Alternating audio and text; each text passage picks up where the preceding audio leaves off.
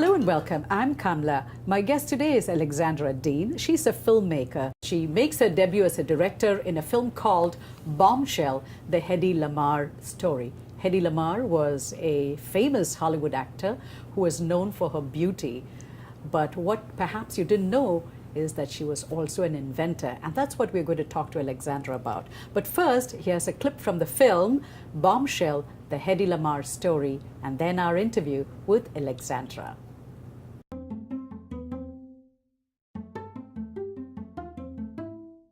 She was the best looking woman that ever lived.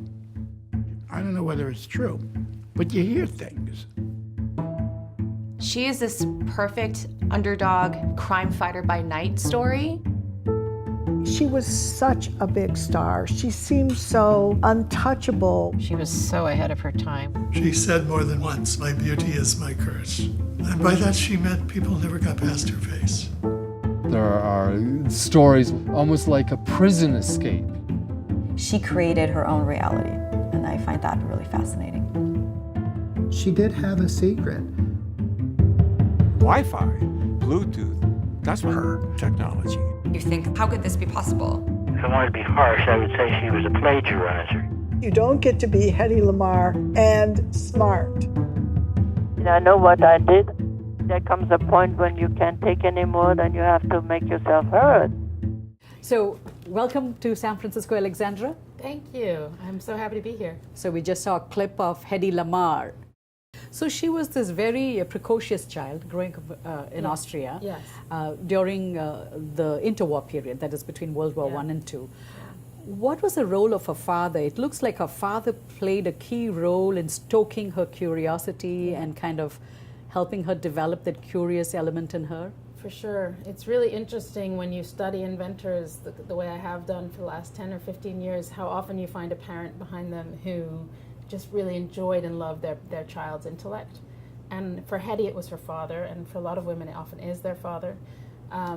And it was a father that would walk around the city with her, marveling at all the new technology of the early 20th century, showing her how the streetcars worked, how the electricity worked, how the factories worked, and encouraging her to take things apart and put them back together again, so that she had an inventive mind and she had a fearlessness about discovering the world and having an impact herself on how it was designed.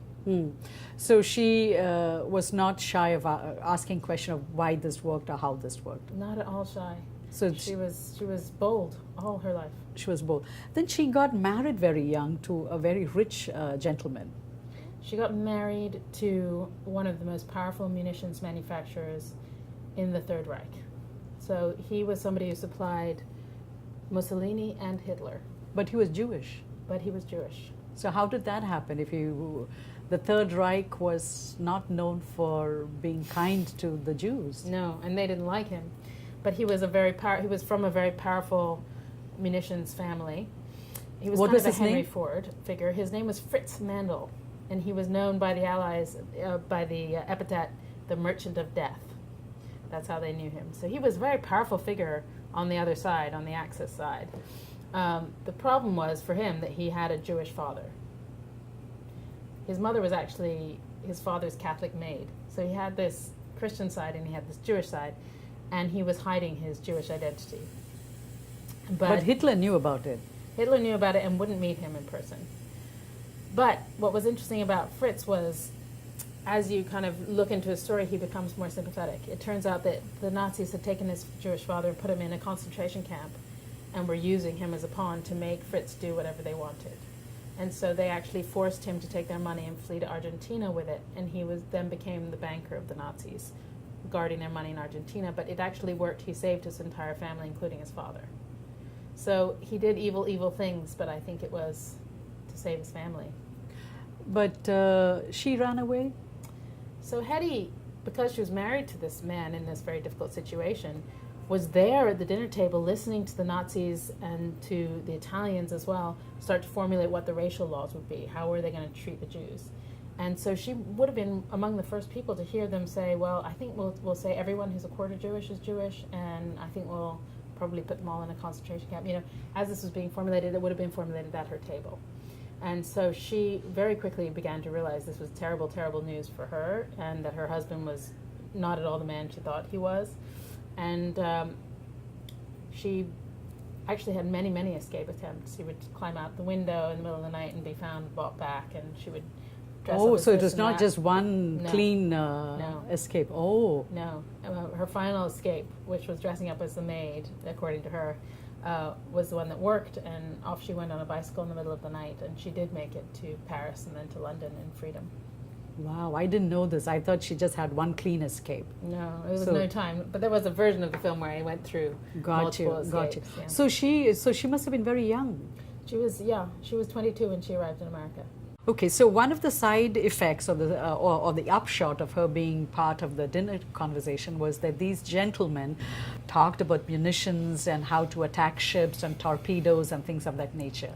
Oh yeah. So we actually know that she talked to some very high up people in the Axis Navy who were developing certain types of torpedoes.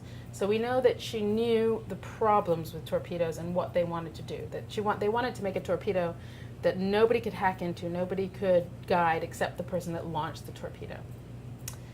And the thing is, unless you are a real student of the Second World War, you may not know that it was a war fought over the radio waves. And that, like today, secure communication was an obsession for people on both sides of the Atlantic. And the person who could securely communicate with their troops and with their weaponry would win the war. And what the troops on the other side were doing was jamming your signal all the time. So that meant sending all this static out into the radio waves and making it impossible for you to communicate with your weapon or with your allies.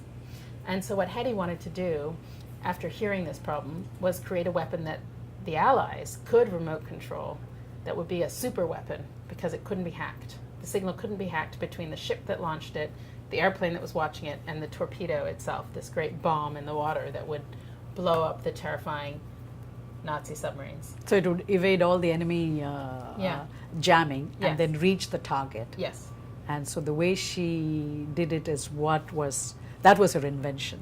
That was her invention. What she envisioned, and her co-inventor, this man, George Antheil, the two of them envisioned an entire fleet of these remote-controlled torpedoes going out into the ocean and chasing down wolf packs of Nazi submarines and blowing them up with this deadly accuracy they'd never seen before. Okay, so let's go back to this patent that she and Antheil, is that how you say Yes, his name? George Antheil. George Antheil, who was actually a composer, a Yes. kind of a composer who used to bring a gun to the concerts, right? He was called the bad boy of music. That Okay. was his, that So was she his was name a- for himself.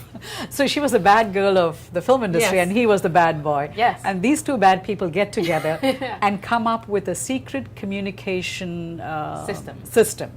What a great name, huh? Secret communication system. Yeah, and it's all over their paperwork. We're not making that up. That's what Yeah. they called it. So, and they filed for it. They filed that patent. Oh, yes. And this was during the World War? Yes. World War II? During World War II, and you have to know a little bit of the background, there was this real push by the American government to get the citizenry to actually give them ideas for their weaponry. It was something that actually Thomas Edison came up with in the First World War. It was this wonderful faith in the American people that we are an inventive people and we could come up with solutions to the war. And so there were these posters everywhere saying, send your inventions to us at the National Inventors Council, and here's the address, and here's a pamphlet on all the different kinds of inventions you could give us. And so Hedy and George were these two wild child people in the film industry who shared a love of invention. And as soon as they met each other, they started talking about all these ideas that they could do together.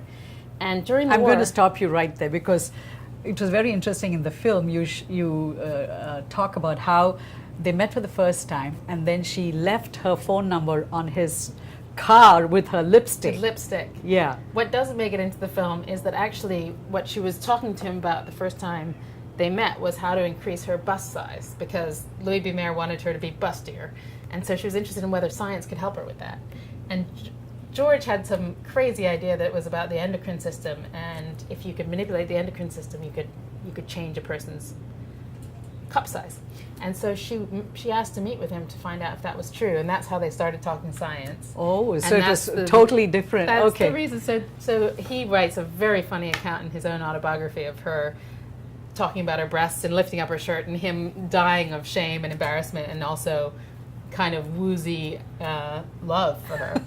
So she considered herself as a brand. So I guess at that point, She was a brand, and she was managing that brand. She was very aware of her image and the impact it had. okay. So how? And he had actually worked as a munition officer in the Navy.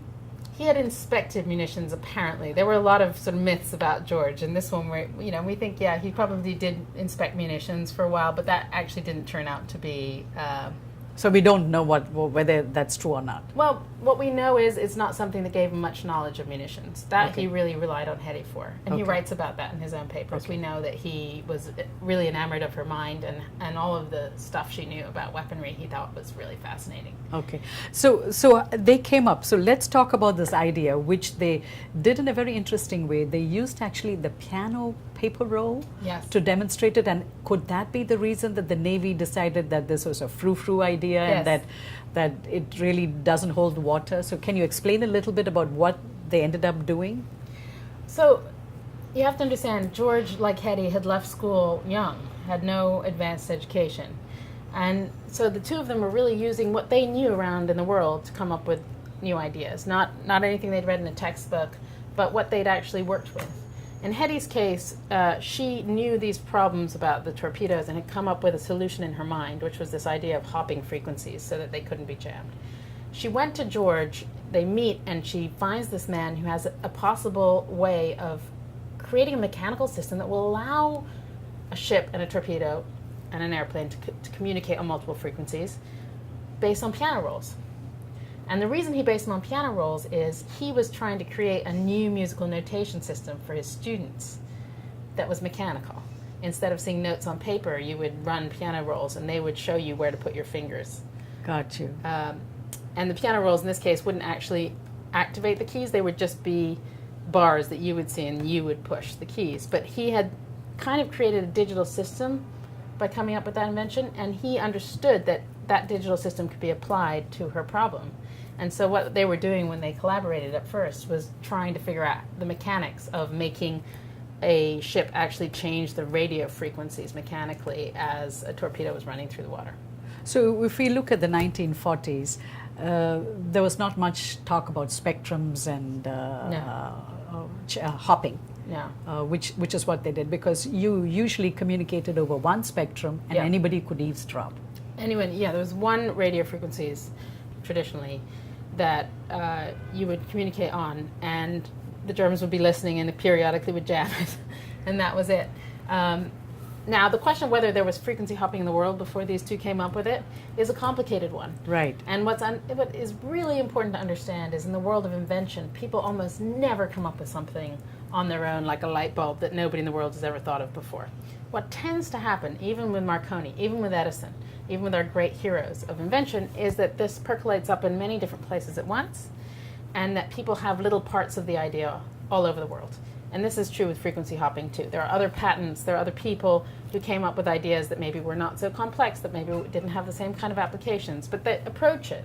And so you cannot say they're the only people in the world that came up with it. But in fact, they did come up with the most comprehensive system that the world has seen to date at that time, and they came up with it at a time when the Navy was actually asking for it and needed it. Okay. And so that's their contribution. That was their contribution. So during her lifetime, actually, it was only towards the end that she was recognized for her invention. Yeah. But for years, for decades, nobody knew that this bombshell of an actress actually had a very sharp mind, right? Nobody knew. In fact, she was treated as a joke as she aged. What happened to Hedy is that as she lost her looks, she decided to use her inventive mind to try and shore them up and to change the way women aged, because she thought she could invent new ways of doing plastic surgery that would allow her to maintain her looks. And it did work for a while, and then it got grotesque pretty fast. And so she did become a joke. And she also became a drug addict? She became a drug addict because of the drugs that they were giving her in the studio system, and that habit got out of control. And she also thought she could invent a new drug to help children with multiple sclerosis. She could help this man, Dr. Feelgood, do that. So her inventive mind kind of ran amok toward the end of her life and caused her great harm through this experimenting with drugs and experimenting with plastic surgery. And she sort of was known as a joke and a recluse at the end of her life, and was the last person that anyone would have thought had any brilliant ideas that changed the world.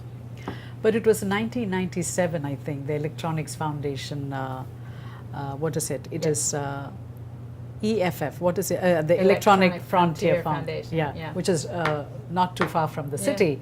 They gave her recognition for the work that she and Antile had done during World War II. There were 3 entities that did it simultaneously. You know, again, there are these things that sort of percolate up at the right moment, people notice. And it was the EFF, it was also Lockheed Martin, and the Navy itself decided to recognize her that year. And that meant a great deal to Hedy. But really, it was this one man, David Hughes at the EFF, who started the charge. He was a pioneer of electronics himself, who did his own research because he remembered as a child being in love with Hedy Lamarr, and he had memorized her name. It had such an impact on him that when he first saw the patent and he saw Hedwig Kiesler Markey, that's what she filed it under. That's her married name and her German name. He actually had been such a fan of hers that it fired something in his brain, and he started investigating who that was and discovered it was Hedy Lamarr.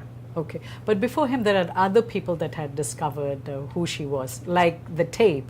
When you were making the film, you were actually distressed because you didn't have the voice of Hedy Lamarr. Here you are doing a story about this hidden figure in plain sight, but there was no voice, and then you discover. Tell us that story of the mixtape of Hedy Lamarr. This is a wild story for me. Still to this day I can't quite understand how it came about, but there were no tapes of Hedy ever talking about this on the record. Isn't that strange? It didn't exist. She didn't, I think she learned early on that it wasn't a message people were open to, and she dropped it after a few little tiny magazine articles in '42. Doesn't that strike you as being strange? Because she was an out-of-box thinker. Yes. And didn't subscribe to the usual norms. Yes. And for her to stop talking about it? She got the message loud and clear that it wasn't what people wanted from her. Again, we also have to remember she was a master at marketing her own image. So she realized that people didn't want to hear about her mind, so she just didn't pursue that. So I interrupted you. So the tapes, how did they come about?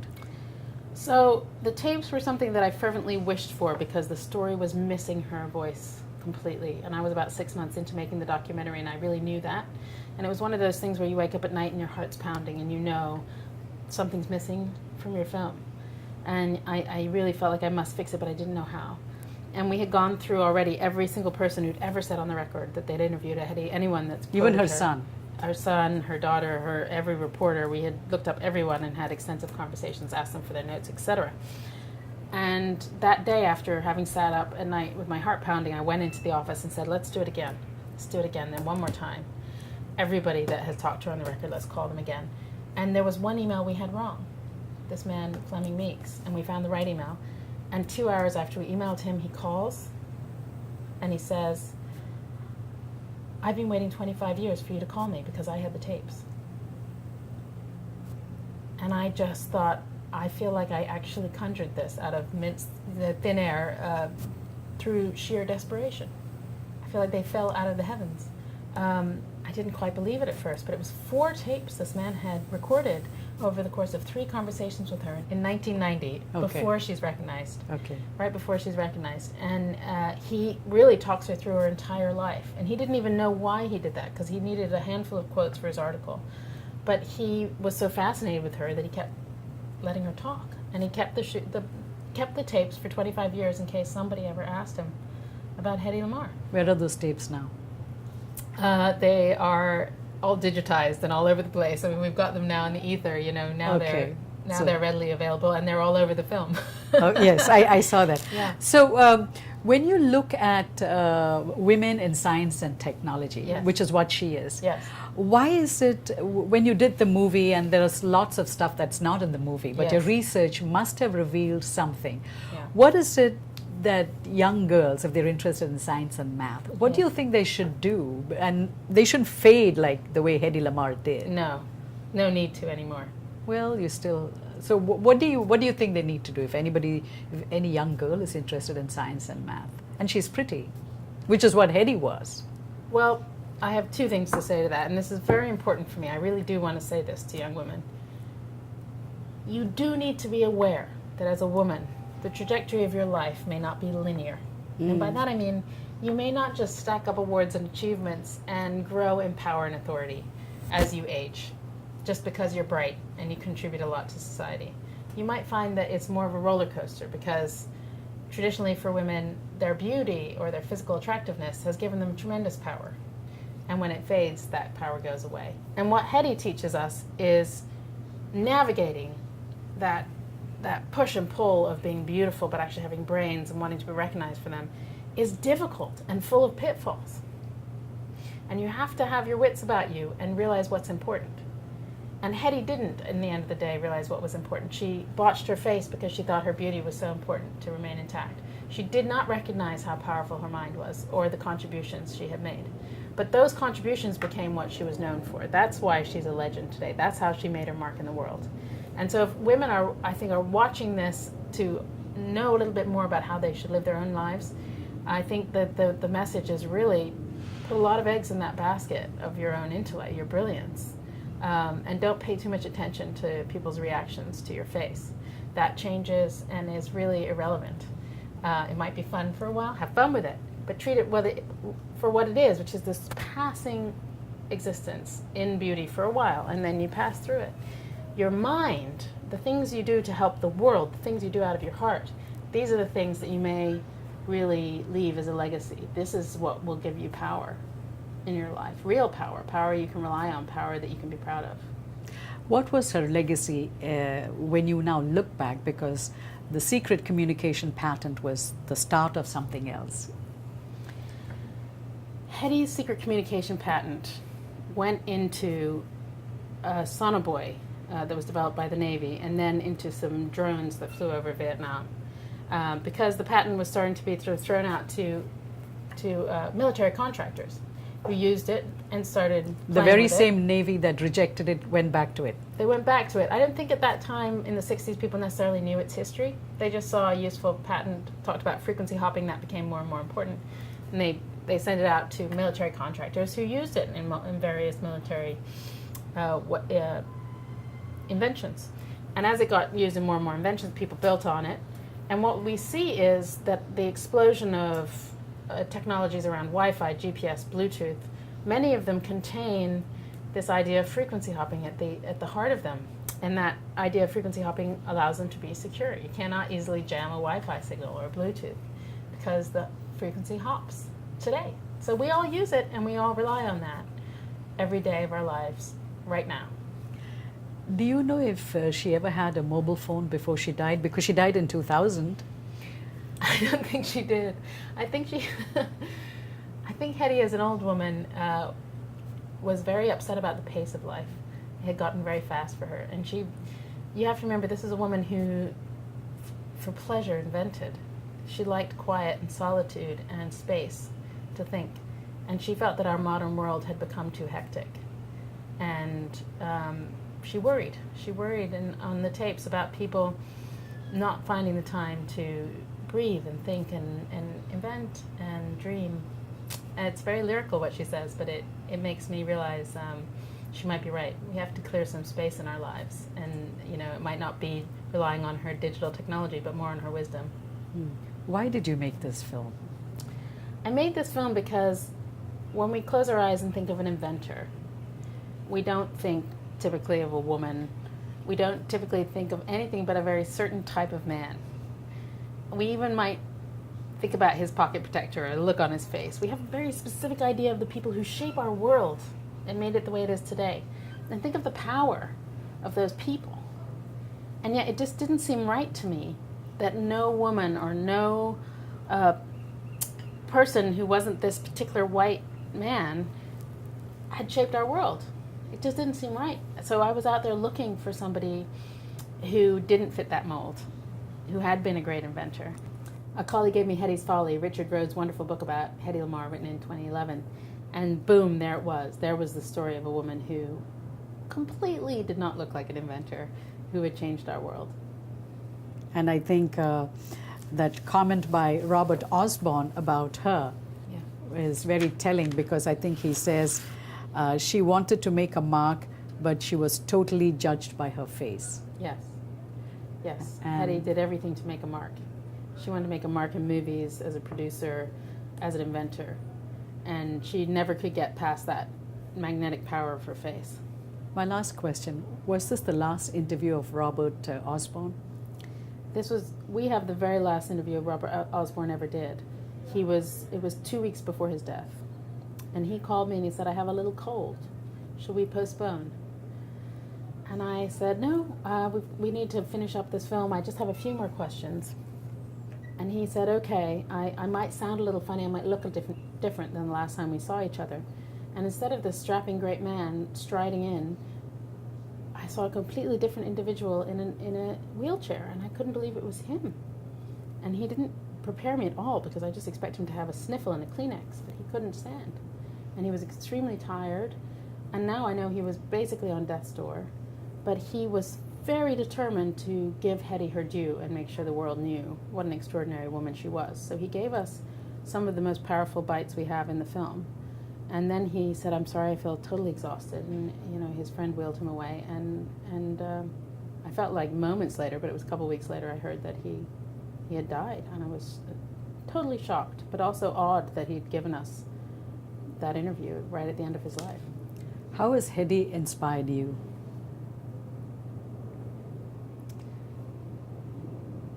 Someone said to me, Hedy Lamarr not only was thinking outside of the box, she didn't even know that a box existed. That's how she inspires me. Why do we even care that a box exists? Why not just live outside of the box? That's the message that she gave me. Alexandra, thank you so much for your time. Thank you. It was really fun. And if you missed any of our show, you can watch them on our YouTube channel. We'll be back again next week with another episode of our show. Until then, goodbye.